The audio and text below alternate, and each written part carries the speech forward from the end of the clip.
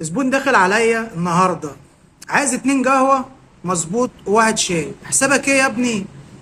قلت له يا عم الحاج القهوه ب 15 والشاي ب7. قال 30 37. قلت له يبقى 35 يا عم الحاج. ليه يا عم ليه؟ بصيت على وش الراجل قلت الراجل ده هيجي يضربني. قلت له ليه ايه يا عم الحاج؟ قال ليه يا عم القهوه في الدنيا كلها ب7 جنيه. قلت له فين؟ الدنيا كلها ب7 جنيه اللي عندني. قال لي لا ده انت كده اسعارك غاليه طقطقين. قلت له عامه يا عم الحاج والله انا لسه مزود القهوه النهارده، كنت ببيعها ب10 دلوقتي ب15، لان انا كنت بجيب البن من ايام ما كانت 80 جنيه وكانت القهوه ب10، وكان معظم الناس برضو بتبيعها ب7. فدلوقتي القهوه ب 400 جنيه يا عم الحاج وببيعها ب15، يعني يا دوبك جايبه ثمنها ولما حاجه. لا انتوا كده اسعاركم غاليه، هم 20 جنيه اللي هدفعهم.